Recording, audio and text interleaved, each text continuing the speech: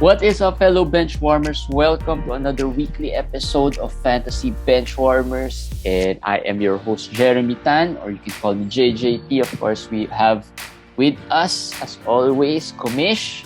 Yes, guys. Sorry, 1 nakamas week. tayo. Okay lang yan. That's okay. 1 week na. It's been 1 week since the start of the preseason. It started last week, Monday, October 4. Now we are headed into the second week and a lot has happened. Since then, dami rin gumalaw sa draft boards. Actually, today lang, as I was doing an article nga about mga good value picks, as I was looking at the Yahoo page, pag-refresh ko, biglang nagbago. So just today, this morning, nagbago ulit ang Yahoo. Ng bagong rank. Yeah. And medyo magta-tighten ng konti yung rankings in the sense that you might have lesser valued players now compared to before the preseason. Kasi before the preseason, hindi mo pa talaga alam eh. So if you pick the old reliables, medyo safe ka doon. And then some of the old reliables were way down the rankings, diba? So, yun naman yung advantage. That's the one advantage of having the draft earlier. Now, you get a good, picture of where... Mas mahirap na. And when we talk about it today, makikita natin yan as we talk about the rookies, the value picks, and everything. Makikita natin na how they have moved up the ranks na. So today we'll talk about preseason impressions with that 1 week that has passed. What happened, ano yung mga nangyari, and then how do we treat these players? Kasi some of these players have been really moving higher into the draft board, into the rankings, and some of the players naman who hasn't played has been dropping. Diba? May mga names dito na medyo bumaba in terms of yung values nila because hindi sila naglalaro or walang news sa kanila, so medyo tahimik. And sige, simulan natin. Saan natin simulan? Rookies ba? Rookies tayo. Yun ang mas mas interesting for a lot of fantasy managers. Among the rookies, maraming rookies that have been playing well actually. Evan Mobley has been playing well. Josh Giddey has been a revelation, diba? Scotty Barnes has been playing really well. And Jalen Green. So pa lang. Jalen Green parang it's where I feel nandun pa lang sa where people expect him to be. And then there are some outliers na parang, oops, okay to. Yes, tama. So, sino bang pinaka-impressive? Yan bang tanong mo? Sino pinaka-impressive? Sige. Fantasy-wise, I think it has to be Evan Mobley. Hindi naman impressive, siguro more of surprising. I mean... the stats will make you drool. Yes. Maglalaway ka sa stats niya. Ang ganda ng stats eh. At saka hindi ko in-expect na makukuha niya yung mga stats na yun this early in his career. Because as our friend Eric Ong was also saying, very deep ang Cleveland because of Markkanen, because of Jarrett Allen, Kevin Love. Yeah. So, maraming kalaban sa minutes and people were expecting na since he's very thin, yung physically hindi pa siya ready. So, maybe people are expecting na either off the bench or starter pero 20 minutes lang, ganun lang. Parang slowly. But so far sa preseason, I mean, impressive. I've been really impressed. Okay, so ang biggest question siguro, will they stick? Kasi Mobley has been drafted within the 100. Yes. Okay, so and before the preseason and even at the start of the preseason nung hindi pa naglalaro yung Cleveland, halos hindi nga na-draft yan or way down pa. Usually before the preseason nasa 110 siguro siya, 100 to 110. Yeah. Pero ang rank niya even before was 80 plus eh. So medyo mataas. In the 80s or you won't notice na na-draft siya kumbaga. Hindi mo masyadong papansinin if among the rookies. Hindi siya hina-hype even with the experts and everybody. ako mismo, I did not really believe na he's worth a pick in the top 100. I wrote about it. Sabi ko, hindi yung top 100 this year. Pero I'm changing my mind because of what I'm seeing. And thinking lang na 25 minutes a game, kayang-kaya niya mag 10 rebounds and probably 2 blocks eh. And the percentages look good. The free throw look good. The free throw percentage looks good. And may steal pa siya. So, I think lang yung 80s range niya should be good enough. Should be okay. Should be okay. The 80s range, if you get him there, okay. If he's being hyped too much because of this performance at nakukuha na siya ng 60s, medyo pass ako doon. Kasi yun nga I'm not sure pa if how his body will be able to withstand the whole season. Is it yun ang worry ko. Safe to say that Jarrett Allen still holds that center big man sa Cleveland? Like he still is the better big man option sa Cleveland among all the big men that they have. Tatlo lang naman yun actually, Markkanen, Mobley, and Jarrett Allen. I guess etong dalawa lang, Mobley and Jarrett Allen, kasi sila they play similar positions, they play similar roles. I will go with Allen only because he has a track record already. Alam mo namang kaya na ng katawan niya. I'm really afraid of Mobley breaking down eventually. Yung katawan niya breaking down eventually. So that's what I'm scared about. So I'm gonna go Allen. Plus, interesting quirk here is that they're trying a 3 big lineup. Yeah, Markkanen, Mobley, and Allen. So that if that sticks, maganda yun for their may potential to work kasi Markkanen is a shooter. Big pero shooter. Hindi siya talagang, he doesn't need to be in the paint and all. And Mobley is medyo may pagka matangkad siya but he has some moves. Diba? Napanood ko yung some of the highlights medyo maganda yung mga post moves niya so that can help him become, sa pwede siyang power forward role and all. Okay, let's move on to other rookies na impressive. Giddy, I guess. Si Giddy, sleeper ng a lot of experts in before the season. And then, ang problem, he played only 2. Kanina lang yung second game niya He played only 1 game na 18.7 assists, something like that. So, parang na-validate yung pagka-sleeper niya for a lot of fantasy managers. Kaya, he was being picked noong una 130, 140. Ang rank niya ngayon sa Yahoo still 150 yata, 140 plus Pero he's being picked 100, 110. 110, that parang, range. 110, 120. That range na pipick. Wala nang sleeper ngayon kasi everybody's listening, everybody's researching, so everybody knows about these people. Pero Giddy at 110, 120. Too high? Hindi naman. Ako kung 110, 115, 120 may pick ako, Giddy's there.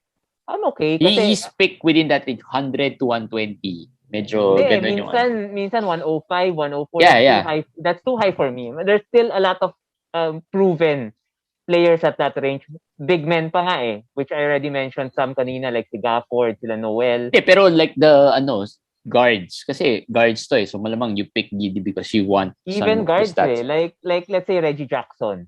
Example lang Reggie Jackson. Yeah, I like Giddy mas bago, 'di ba? Parang may upside ganyan. Pero basically for me the stats baka mas sigurado kay Reggie Jackson. Si Giddy kasi sabi ko nga 10.7 rebounds, 7 assists. Kaya niya 'yon. Kaya niya magawa 'yon. Pero field goal not good. Turnovers I expect not good. And may ups and downs. So too high for me yung 100 in the first 100 to 110 ganyan. Mga 120 sana after ng 120, mas maganda sana 'yon. Mas maganda sana for him 'yon. Okay, pero impressive. Okay. Saka siya malaki siya for a guard So saka I think rebounds, that helps. Yung combo na yon, rebounds assist at the end of the draft, ang ganda nun. Lalo na if you are a team na medyo lacking, hindi ka nakakuha masyado ng centers or big man.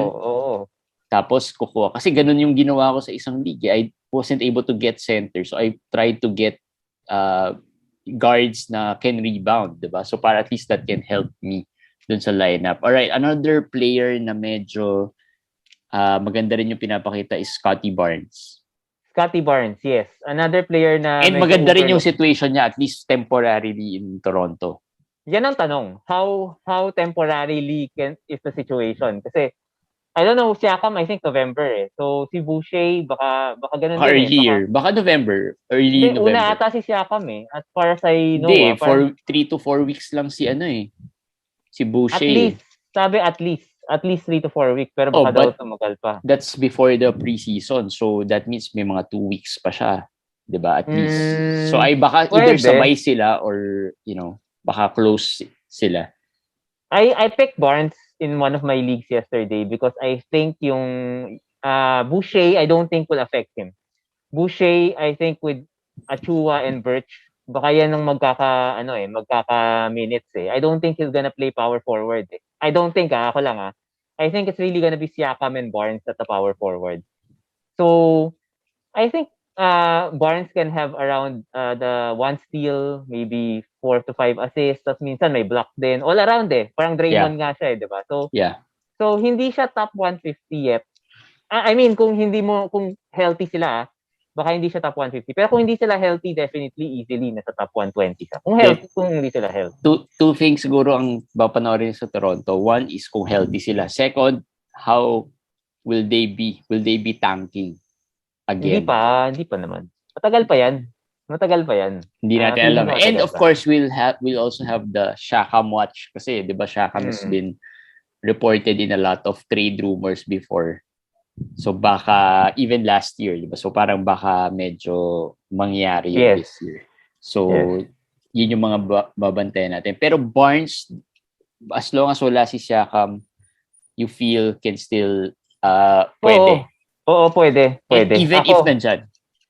Even if nandyan, feeling ko, kung last pick na, pang last pick na kasi to yung mga 12 team, 14 team, feeling ko, okay lang sugalan. Kasi last pick mo, first 2 to 3 weeks, basta wala pa si Siakam, huwag nyo na isipin na babalik si Siakam. Gamitin nyo lang. Just observe, and then if talagang Siakam comes back at wala na siyang minutes, last pick naman eh. So, you drop him, di ba? Kung hindi na talaga. Alright. Meron pa? Tapos hindi, si Jalen Green, sabi nga natin, was right around that range pa rin. Pero bumababa si Jalen Green, is now at 97. Mm-hmm. For me, that's a steal. 97 is a steal for Jalen Green. Yung 80s dapat nasa 70s to 80s for me. 97, mababa yun for me. And Jalen Suggs naman, bumababa rin because the performance has not been there. I love Jalen Suggs before the preseason. It goes to show how much I know about evaluating players. Pero, I think Suggs will bounce back. It's just, as a point guard, syempre, adjustment, di ba? Yeah, may adjustment period pa. So, Suggs and Green, I think they're not performing yet to the level na gusto natin and they've been dropping. But that doesn't mean na by the time na nag-start yung season, they'll be there. Yes. Baka they'll be better than some of the they players will be. Binanggit natin like Giddy and Barnes. Yes. Ito, an outlier na parang hindi naman, sino ba to, di ba? Parang Bones Highland, player ng Denver. Maraming rookies na mga ganyan eh. Yung mga tipong like si Sharif Cooper, si Jared, basta marami. Pero si Bones lang ang tingin ko mas may chance na mag-stick rotation-wise. Kasi dahil walang because Jamal of the point guard. Walang Jamal and then the point guard group ng Denver is a little bit thin. Diba? They only have Monte Morris and Facu. So, may chance. But given that this guy is a rookie, diba? Baka medyo, is he draftable na in a 14 or definitely 12, baka medyo malabo pa. Sa 14 teams baka hindi rin. I would not recommend that yet at this point. So mga 16 or higher. 18, 20, mga ganyan.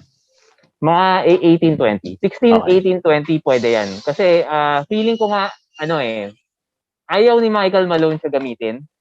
Pero ang kalaban lang naman niya talaga sa minutes niya si Austin Rivers. Mm-hmm. I mean, Facu, maybe, Austin Rivers, kayang-kaya niya yun eh. Kaya niyang very thin eh. Very thin yung mga kalaban niya eh. Oo.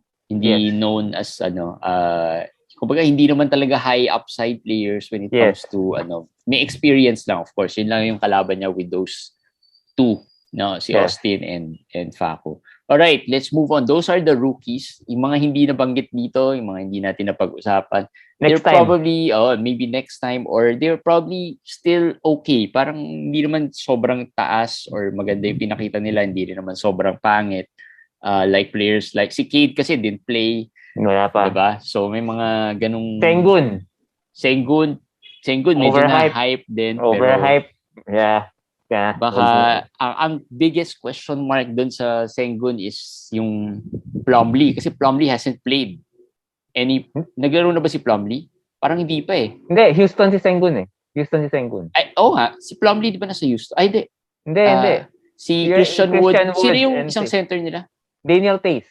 Tace, sorry. Daniel Tace nga pala. Si Tace played pero alam naman natin. Ang thing kay Sengun, yun nga, not enough minutes. He's coming off the bench. Ang preseason so they're playing everybody, KJ Martin and the other, everybody's getting to play. So, nakita mo at 15 to 20 minutes, wala. I mean, not enough for Sengun. Yeah. Hindi enough yung minutes na yun. So, he has to have really tanking na yung racket. Kaya siya tumataas kasi nga si Tace is not known to be fantasy stud naman. So, parang Tace lang yan eh. Okay lang naman for me. Like Bones, similar to Bones, eventually dapat talaga, it's really good. So, he has to stand out. Ang problem, unlike Bones, si Sengun is being picked early. Yung mga tao feeling parang, we love Sengun. Ako maaga ako sinasabi 14 team Sengun. Dapat kuha ka last pick. 14 team third. Oo naman. Feeling ko pag gano'n na, mga 160, 170 na, meron pa bang ibang magandang i-pick? For me, hindi eh. Upside, dapat tinitingnan mo kung last pick eh. Pero, kung mga tipong 120 pa lang, pinipick mo na si Sengun, for me, masyado maaga yun. Masyado maaga. Okay. Ang dami pang makukuha doon. Too early. Alright. Okay. Pag-usapan naman natin, mga preseason winners. Ito yung mga mag-move up the ranks. Yes.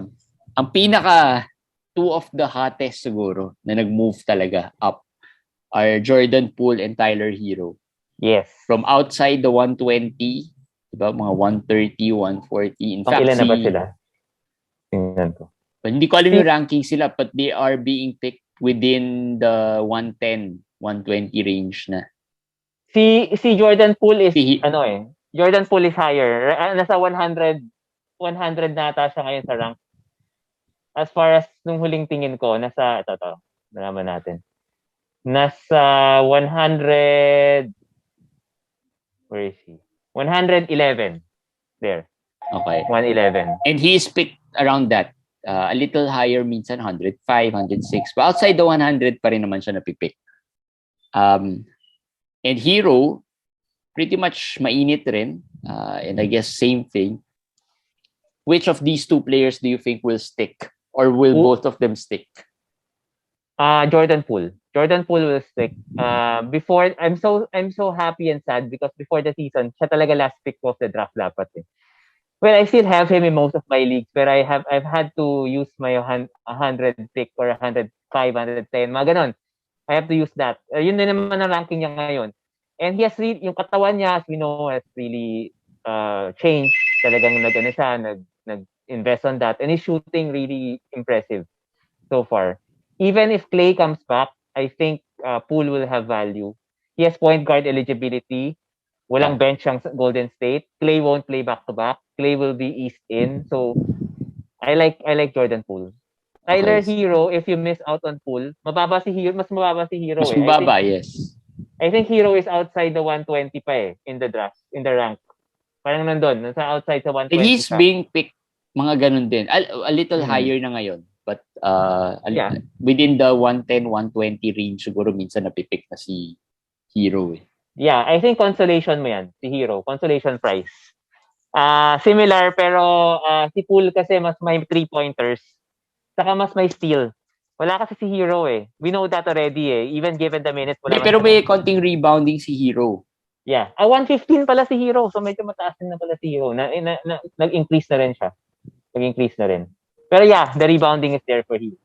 That's true. Rebounding and a little assist. Wala lang defensive stats si Hero. Yeah. So Poole and then Hero ako. Kamali rin ako on Hero. May nagtanong sa akin yan last time eh, if Poole ako. nung time na yun, hindi pa namin nakikita si si Poole. Or one game pa lang. So inisip ko, it might not stick kasi nga preseason. But after a string of good games, really good games, mukhang it's there to stay eh. We don't know pero ako feeling ko kung most improved player. Hindi ako magugulat kung mag-most improved si... Kung at least nandun siya. At least one of the options for most improved. Alright, other players na medyo maangat rin, the Memphis players. Yeah. Kasi preseason, in-start na si Melton. Yan yung isa sa mga players siguro na lagi natin pinag-uusapan even during the season. Okay. Anthony Melton and Desmond Bane. Pag-usapan na si Melton kasi si Melton is the across the board stud yan eh. Ang crucial dyan, si Grayson Allen na trade. Tapos, si Kyle Anderson na dati power forward. Tapos, nag-small forward. Ngayon, off the bench. So, ang thing doon is Desmond Bane. Si Dylan Brooks kasi hindi pa naglalaro eh. So, Dylan will start. Ang tanong dyan is, who will start beside him? Will it be Bane or Melton? Si Kyle Anderson is sure to come off the bench Hindi naman. But so far, all the preseason, he hasn't started. So, I don't know if bigla na lang siya mag-start. And kung ako yung coach, why would I do that? Diba? I mean, I would assume na you're trying him out as a bench player for whatever reason. If Kyle Anderson comes off the bench, I would guess na si Melton ang mag-start. Ako lang. Kasi Melton, parang not a shooter, medyo point guard, rin siya, diba? So, kung si Kyle Anderson off the bench, baka gusto nilang gawin na si Kyle Anderson ng parang point forward off the bench. Baka ganun. But regardless, Melton will have bigger role this year. For sure. Compared to last year. Yan naman tayo baka Melton, baka pagkuha. Alam naman si Melton, ang sakit niyan. Ni Melton, gagawa yan pag hindi mo na na-own, pag nandyan siya sa waiver wire. Tapos pag pick up mo yun, hindi na siya gagawa. Ang ano dito, Melton and Bane, ganito lang yan eh. Kung gusto mo ng walang sakit ng ulo, mag-Bane ka. Kasi yung trees, di ba?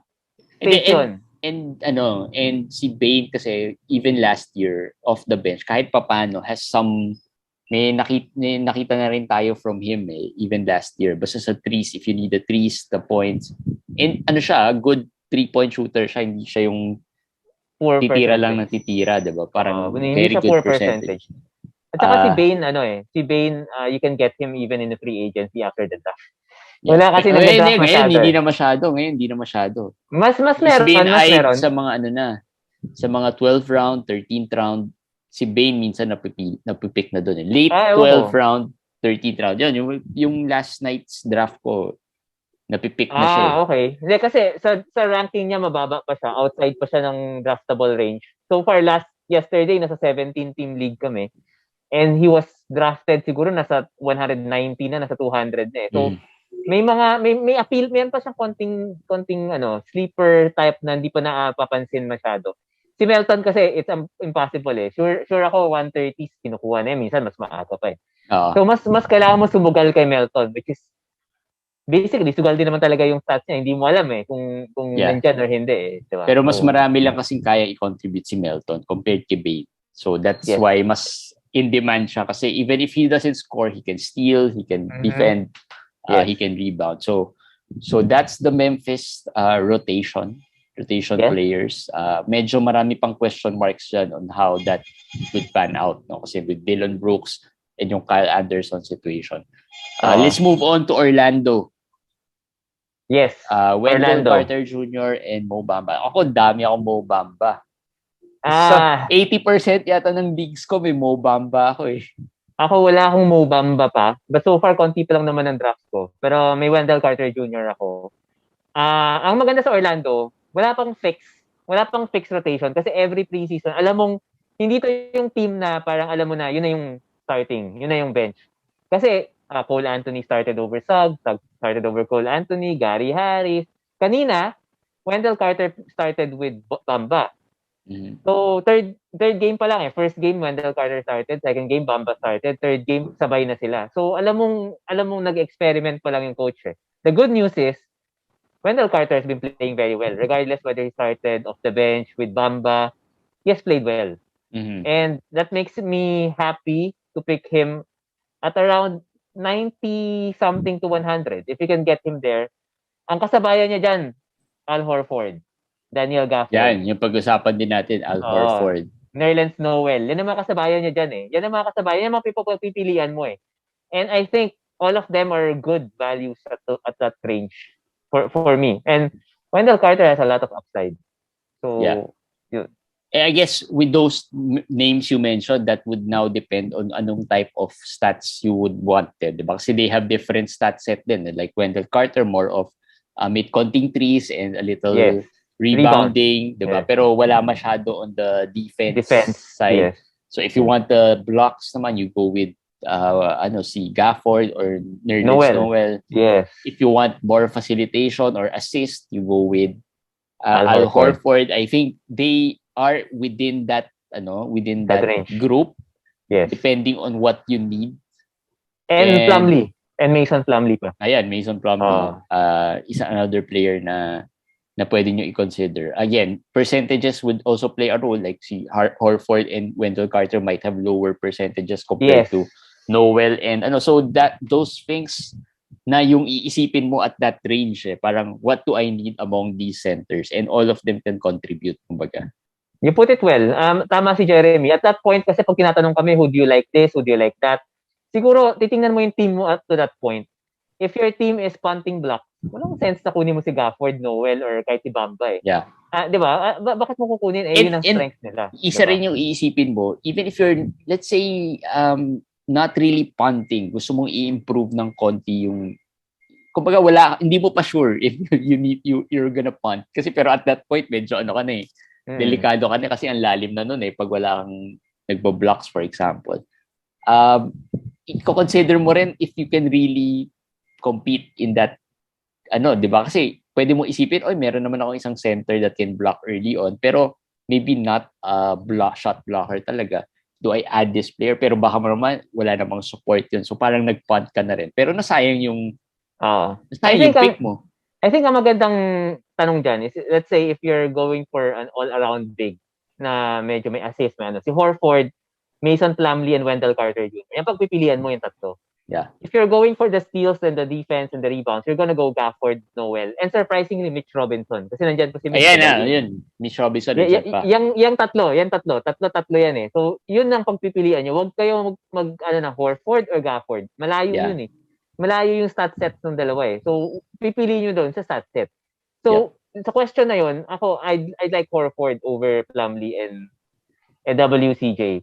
I made a mistake sa draft namin nila Jeremy. I went with Plumlee because I was, tinakot ako ng mga kasama ko eh. Inaano ko kay Horford. So, medyo natakot ako. Nag-Plumlee ako. Pero I regret that. Dapat nag-Horford ako. Horford yun. He's another winner of ours in the preseason dahil mukhang starter. Will start and he will play back-to-back. So, all the news na lumalabas about Al Horford has been positive. And of course, alam naman natin, last year, he had the best rest or load management among all the players na ni-load management. Here's the issue. He's now 82nd in Yahoo. Yan ang issue. So, at that point, lahat ng sinabi namin kanina, medyo medyo burado na yun. Kasi let's say nasa 82nd ka pa, masyado mataas na yun. Kung nasa 100 sana siya, before, doon okay ako. Pero 82nd siya, so he will be competing against centers like Kelly Olynyk, PJ Washington, yan. Evan Mobley. Yan yung mga kasabay niya ngayon. Diba? So ngayon, medyo doon naman i-compare mo. Hindi, kasi Evan Mobley and maybe PJ Washington, different skill set naman yan. I think closer siya to the Olynyk style eh. Pero ang taas ng 82nd for Horford eh. Parang natatakot. So would you rather pick Olynyk na lang? Or mataas din? Olynyk is 93. So, I won't pick Olynyk. Pero he's being picked at that, for some, at that range, 80 to 90. At 82, I won't pick Olynyk. I won't pick Horford. I'd rather go with Robert Covington. I'd rather go with KPJ. I'd rather go with these players like kahit Miles Bridges eh. Kahit PJ Washington. Yeah. Mas PJ Washington ako. Pero kung nasa 90s na ako at nandyan pa si Horford, I'll take him. The next round, I'll take So, him. hindi mo makailangan pilitin. Kumbaga, hindi mo makailangan pilitin. Alright. Next on our list, si Bamba, hindi natin napag-usapan. Bamba's been drafted mga 115, 110, 120. Wala ka ng talo dun. Feeling ko, at the worst case naman, yung blocks niya, nandyan yan. 3 points, nandyan yan. So, medyo safe na yun. Medyo safe. I think ang biggest question mark lang kasi kay Mo Bamba is the health eh. Yeah, that's true. Yun lang eh. I think the news has been good pa rin on the Bamba front eh. He started, even if off the bench siya, medyo maganda rin yung pinakita niya, the preseason show. Pero hindi siya nag-move up the ranks eh. And even Orlando. Draft, yung ADP niya, hindi rin tumataas eh. Even Orlando as a whole, medyo positive kasi new coach. Parang maganda yung vibe ng team, parang happy sila, they're all the morale is good. So I think first at least kahit sa start ng season maganda yung performance ng di ba? Ewan na lang natin if may injury. Yeah, yun yung biggest question mark, and I feel that's the reason kung bakit nandun pa rin siya sa range na yun instead of moving up a little. Yeah. Diba? So ito siguro two wing players na medyo mainit rin. Nickeil Alexander-Walker and Caruso. Although Nickeil kasi medyo we expected it a little bit. Yes. Medyo napag-usapan na namin siya before. Number 96. A player na parang na pwede to perform. Parang Melton na mas mataas na level. At least the stat set, the skill set. Number 96 si Nickeil. I think you have to use that range to pick him now. Hindi mo na siya makukuha after that. Impossible na. Actually. And I think solid enough yun. At 96 to 100. Walang problem. Kasi unang-una, Josh Hart, feeling ko, hindi naman masyadong binababad yung coach. Eh. Hindi siya as favorite as before. Last year, and then, sino pa ba? Devontae Graham has been struggling with his shot. So, I think Nickeil will have a big role. And the last is Alex Caruso. Yan. For me, hindi ko alam bakit hindi siya na-draft in draft. Nakalimutan ko i-draft. Sobrang layo ni Alex Caruso. 300 something ba? Or 200 something? Hindi ko alam basta sobrang layo. Sobrang layo. Na dapat, if you have the last pick, ito is sa mga guys na kailangan kino-consider nyo at the last pick. Kasi, di ba, pinag-usapan natin yung depth chart ng Chicago being parang top-heavy na wala namang mga kasunod. And Caruso would be the only guy that you would know. Siguro, dun sa bench players nila. And he's shown that he can perform fantasy-wise. Oo. And yun nga, sixth man, he's the sixth man na creator, facilitator, scorer ng bench nila. So, impressive so far. The 5 assists, 6 assists a game, mukhang kayang-kaya niya off the bench. And then 2 3-pointers. And then may 1 steal pa. So, I mean, what's not to like? Yeah. Hindi natin nabanggit dito pero the sophomore players are doing well. Precious Achua, Trey Murphy. Trey sa rookie. Rookie ba si Trey? Yes, Trey sa rookie. Okay, Trey so hindi natin siya nasama doon sa rookie. Are these players worth drafting towards the end?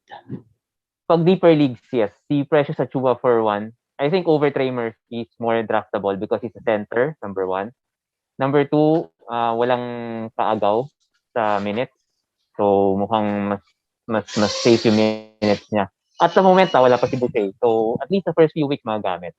Trey Murphy, I picked him up. Si Trey Murphy ang tawag ko dyan yung after draft players. Kasi marami kang injured list sigurado.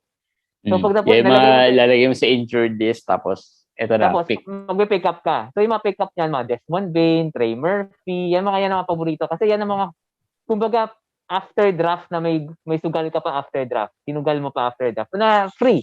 Di ba? Walang bayad. So, kumbaga, may reason kung bakit ka nag-draft ng isang injured player because you will put him in IL and then pick another player up. So, ito yung mga types of players. Yan, malabas dyan nga sina Bain, sina Trey Murphy, minsan si Caruso, pero dapat si Caruso, I Ako, think, should be ang tip ko drafted. lang, ang favorite injured player ko sugalan si TJ Warren. Alam naman ni Jay kasi nakadalawang draft na kami, puro TJ Warren. Gulat So far, nga ako dun eh. nakatatlo na ako. And ang reasoning ko lang doon is, people forget about him eh. Kasi Klay Thompson kayo. Pero yung injury niya, progressing. Hindi siya healing as well as, they expected. Pero by December, he's gonna be there. December, maybe January. May IL naman kayo eh. Di lagay mo muna sa IL. So, at saka last pick na eh. For me, kung may na-injure na player na naman sa akin, di palit ko, drop ko si Warren. Wala naman akong, di ba? I mean, wala namang No sa loss. akin eh. No loss. Oo. And for me lang, he's the cheapest injured player possible na maglalaro. Yun lang yung for me. John Wall, hindi maglalaro yan. Malabo. Kawhi, Si Kawhi, malabo yan. Jamal, malabo yan. Si Ben Simmons naman, maaga pa. Si Siakam, Boucher, nasa top 100 pa rin mga yan. So you have to still give... Actually, Boucher has been dropping na rin. I mean... Pero, you have to give up a pick of value. For me, si Warren, if I'm giving up a pick to the 13th round, 12th round, wala nang value yun. For me, wala lang eh. It's a free look. It's a free gamble for me. Parang ganun. And then, favorite ko yan. Put him in IL and pick up Trey Murphy. Kasi, dalawang gamble eh, back to back. So, I think, maganda yun. Same stats pa. And usually, yung pinipick up mo dun sa kapalit na yan, ita-drop mo rin yan. Gagamitin mo to add drop, stream mo na lang yung player na yan. Alright, other players that have been looking good ba muna tayo? Sige, since nandun na rin tayo. Aaron Fox, medyo napag-usapan naman na natin. Aaron Fox has been moving up na rin sa draft. Ako, dami namin kasing nagpagdaan ng draft. So nakikita ko rin yung progression on where these players have been drafted after observing some of the FBW League drafts. So far, we've had 5 already. So nakikita ko where they are being drafted. So Fox has been moving up. Minsan early third instead of the late third before or fourth, 'di ba minsan. So ngayon moving up to the third na. Lonzo has been moving up rin. Minsan nasa fourth round na instead of the fifth round. Yes, that's OG si OG lagi mataas yung rank niyan pero has always been dinadraft lower than the rank. Para sa Mikal Bridges na mataas yung rank pero pag nandun na sa draft parang di mo matanggap na ida-draft siya at the third round. Ako, I usually am like that. Parang ayoko siya i-draft kasi feeling ko steals lang to eh. Steals lang. Diba, Pero parang yun nga. Hindi naman makascore, hindi naman walang elite stat other than maybe defense. Ang problem niya this year, kahit na i-rank pa siya ng 30, 40 ni Yahoo, yung kasabay niya doon, lahat tayo, we're looking for point guard or center. Yeah. So, isa pa yun. Oo. Diba? Kung sabihin mo, kunin ko nga siya, pumutok man siya, ang daming small forward mamaya eh. May Jordan Poole, may Nickeil Alexander, may dami pa makukuha ang ganyang stats. Even players like sina DeRozan, nag-drop yan eh. Diba? I mean, Hayward. Actually, yun yung na-realize ko in yesterday's draft. Nung nag-draft ako dun sa Buhay Basket League. Parang, ang daming small forward. And yung small forward kasi, varied yung stat set nila. Like, merong mga scorers, merong mga defenders, merong mga facilitators. So, parang mas mabilis makakuha ng small forwards compared to centers and guards. Kasi centers and guards, medyo malaki yung gap nila eh. Yung magagaling talaga doon sa mga low-end centers, malayo yung gap eh. So, pag hindi mo nakuha yung medyo, kahit wala ka dun sa isa man dun sa magagaling, medyo mahirapan ka. Ito yung itong category namin, ito yung mga players na medyo mas mataas eh, na looking good. So, Fox, we've talked about him na inakit na siya ni Yahoo. And still, for me, underrated pa rin si Fox kahit inakit siya ni Yahoo. OG muna. OG for me kasi, na people forget, he's a small forward, power forward eligible player. Number 1. Number 2, yung dating sinasabi sa kanya na steals lang yung value niya, hindi na totoo yun. Kasi, preseason pa lang, you've seen he's been scoring 20 plus points a game. And he's gonna average 20 points a game this year. I'm sure of that. Tapos yung 3-pointers niya, 2-point-something threes yan a game. People forget about that also. Tapos yung rebounds niya, na 6-7 rebounds, I think, aakyat yan at least to 7 to 8. So, parang big man na rin siya. Parang big man na rin. Yung trato ko sa kanya, especially in one center league, big man na rin naman siya eh. So, hindi ko naman kailangan maghabol ng center, one center league lang kami. Okay na ako doon. Hindi na siya like Mikal Bridges natin. Talagang steals lang and medyo walang points. Ngayon, hindi na ganun. Kaya, for me, good pick siya. Basta kung, take advantage. Kung bumabagsak siya to the 50s, talagang kunin ko na siya at that point. Kukunin ko siya.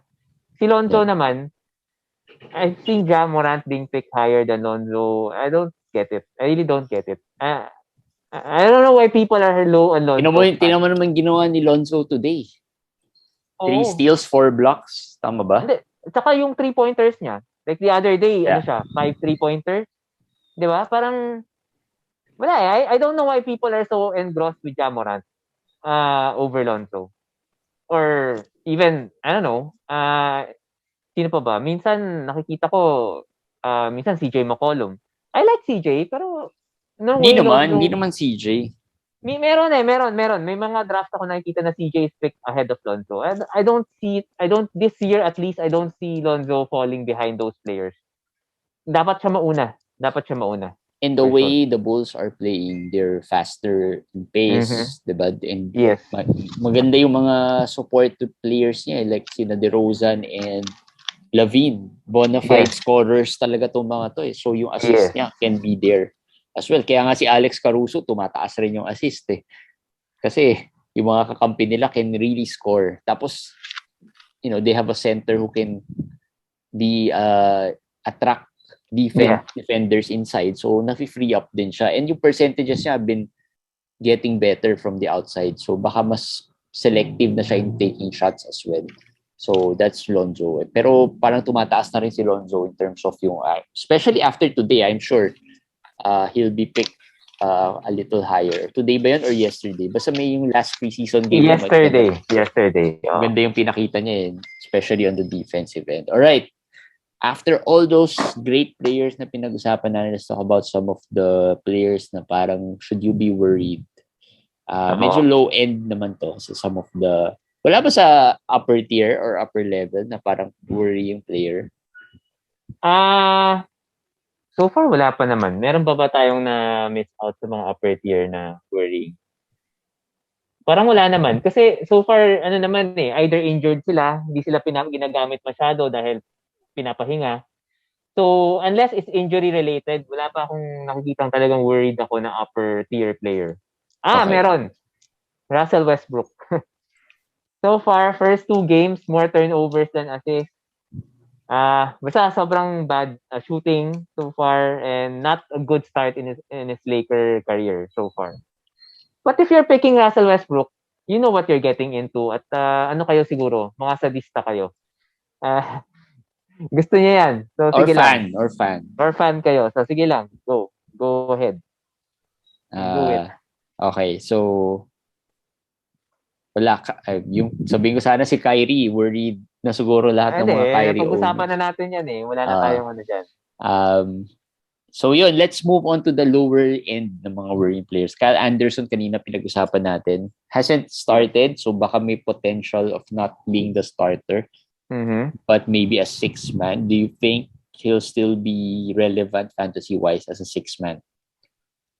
He will be, pero he won't be like last year, for sure. For sure. He'll be the Kyle Anderson the year before, if you remember it. Still a top 150 guy, but layo naman Hindi, pero may 3-pointers na naman siya this year. Nag-improve na yung threes niya eh. So, yung 2 years ago na Kyle Anderson, parang ano na yun streamer player. Hindi naman. Kyle Anderson last year kasi top 70 eh. Parang kasi 2 3-pointers, may steals, may ganun, may assists, everything eh.